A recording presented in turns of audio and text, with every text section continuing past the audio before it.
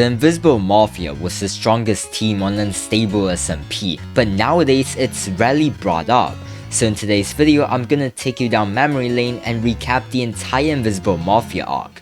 And even if you've been watching Unstable SMP for years, I promise you'll learn something new from this video. The Invisible Mafia arc begins with Spoke and Mapek noticing that Rochambeau Games had been duplicating items across the server, and the two of them set out to track down and destroy every farm connected to him. They got coordinates from Squidward's base and started working through the list, but at one of the farms they ran into a group of invisible attackers who nearly killed them. Ashswagg showed up right at that moment and scared the invisible players off, presenting himself as an ally. Mapek didn't trust him at all, but Spoke was convinced, and that disagreement between them became a running tension that shaped everything that followed. It came out later that Ashswagg had sent those invisible players himself, using the rescue as a way to get close to Spoke and earn his trust. Meanwhile, Parrot and Weefies decided to build a hidden end civilization that nobody could find, and a player named Dean the Bean 9 found it almost immediately, arriving to tell them he was a part of the Invisible Mafia and had been sent to kill them. Instead of fighting, Parrot and Dean ended up working together, and they even visited the Invisible Mafia's headquarters, where Parrot popped Dean's totem and got him teleported into the void, but Canadian pulled a stasis and saved him, freeing him from the Mafia entirely. Boostford showed up trying to claim the civilization for himself. Horace built defenses, and Parrot held an election that beat Boostford for control of it.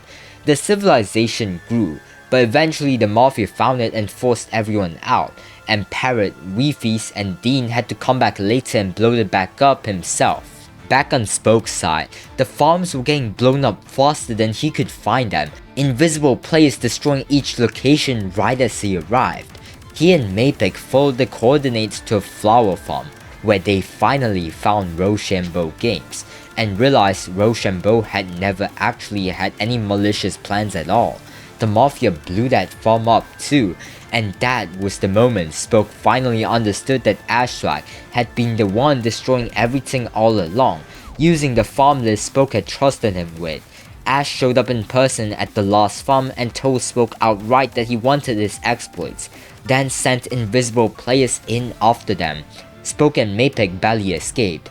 Parrot and Weefies and Dean then got caught trying to break into Capital City by Redunes, and got sentenced to work in the mines. They met Luigi, a miner who had clearly been there a long time, and the warden Coin Monkey. Parrot organized a plan to sneak into the city, steal diamond blocks and use them to pay off miners' debts. But Redunes grew suspicious and built a roulette wheel where whoever mined the fewest diamonds had to spin. Parrot lost the spin, but Coin let him live, and Parrot used that to blackmail Coin into helping break into another vault. The second attempt failed, and during a second roulette round, Redunes killed Luigi, which made the miners snap and finally revolt. Parrot got them organized and they broke into the main vault, but Redunes was already waiting with everyone captured. Parrot convinced him to play roulette to decide the whole thing. Redunes won but released most of them anyway, keeping only Parrot, Dean, and Weefies to bring to Ashswagg. Ash offered them spots in the Mafia, they refused and they escaped. But before we keep going, I want to ask you to subscribe, because recapping an arc this long with this many characters and storylines take a lot of time, and subscribing would help me out a ton. Also consider hyping the video. Spoke and Mapek had picked up Minotaur as an ally, who was secretly infiltrating the Mafia to get close to Clompius. They eventually got inside the Mafia's ranks themselves, ranking up from copper to iron tier by completing missions and handing over resources. They found Mapek had been captured and freed him, and the three of them kept climbing throughout the civilization. Leo and Mapek ranked up to gold, but Ashswagg held Spoke at iron, because he already knew it was Spoke who had let Planet Lord go during a mission they were supposed to complete. To finally move up, Spoke was sent to kill I Majestic Rose, an innocent player, and he did it. Ash promoted him and told him that to become a diamond member, he had to defeat a diamond player in a fair fight. Spoke agreed, secretly cheated during the fight, but his totem still popped and revealed who he was. Ash ordered the Diamond player to kill him, and the Diamond player revealed himself as Minotaur, letting Spoke and Mapek escape. While all of this was happening, Wenbu had ended up trapped in the Skyblock civilization run by Jaren, guarded by Strait. He found Pangy and Water 1876 inside and started plotting to expose Jaren, who was secretly hoarding items that should be impossible to obtain under normal Skyblock rules, while forbidding his citizens from having villages. After enough investigating, Jaren secretly gave Wenbu a mace and implied Strait was a traitor. Strait confirmed it himself and let Wenbu leave. Wenbu then traded that mace to Mainpat in exchange for combat training, and the two of them went off the Mafia outpost together, with Main teaching Wenbu everything about proper gear and kit management. Later, Acheon's stasis got pulled by the Mafia and Wenbu fought Flamefrags and Diamond Trim for a long time trying to save him, eventually being forced to give up his mace to get Ake back. He returned home to find Main had left permanently, with only a sign that said lost cause. On Parrot's end, he had made it to the Farlands and joined the Farlands civilization, working through the eternal politics, winning a seat on the Warriors Council through strategy, and eventually seizing control of the whole Warriors district after surviving an assassination attempt ordered by the council leader Purple. He merged the Warriors and Farmers districts together to build something large enough to actually challenge the Mafia. But Ash revealed he already knew where the Farlands were, and Dean got pulled into the fight again before his stasis was triggered and he was killed. Parrot stasis out just in time. District 13 formed properly after Farland City fell, with Parrot pulling in Wenbu, Teo, Spoke, Mapek, and the others who were left. The core problem was finding the Mafia stasis chambers, which was the only real way to end the whole thing.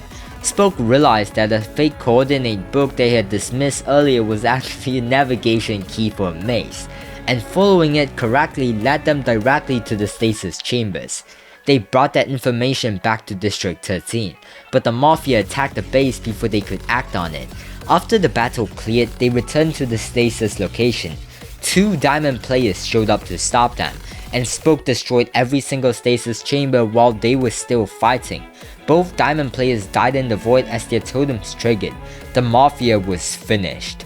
But there's one piece most people gloss over, and it's what actually ended the Mafia for good from Parrot's side. While Spoke handled the stasis chambers, Parrot rode out across the server and lit beacons at multiple locations to serve as a massive distraction, pulling attention away from Spoke's operation and giving him the time he needed. Nobody talks about those beacons, but without them the whole plan falls apart. Spoke did the technical work and Parrot made sure the Mafia was looking the wrong direction while he did it. After the stasis chambers were gone, Spoke and Mapek went to the Farlands and pulled Ashswagg's own stasis, which would have killed him. Spoke stood there with the ability to end it completely and chose not to. He let Ash live, specifically because he didn't want to become the thing Ash had always claimed he would become. Ash thanked him, promised that one day he would have a Mafia of his own again, which by the way is literally true right now, since Spoke owns Null. Parrot visited Ash separately later, and Ash told him that the director was the one who had actually killed Reefys, not him, which opened up an entirely different story leading to the director arc. So looking back at the whole arc, what actually brought the Invisible Mafia down wasn't a single battle or a single player. It was the same thing that built it in the first place: information. Ashswagg built his power by knowing more than everyone around him, controlling what his members knew, what they feared, and who they trusted. The moment Spoke used that same information advantage against him, finding the stasis chambers through a book everyone else had already written off as useless, the whole structure collapsed. Ashswagg kept telling Spoke he would eventually become like him, and the irony is that Spoke did exactly that, just long enough to win. If you enjoyed this breakdown, make sure to subscribe and let me know in the comments which moment in the Invisible Mafia arc you think hit the hardest. And if you want to see more full arc recaps like this one, check out the video on screen.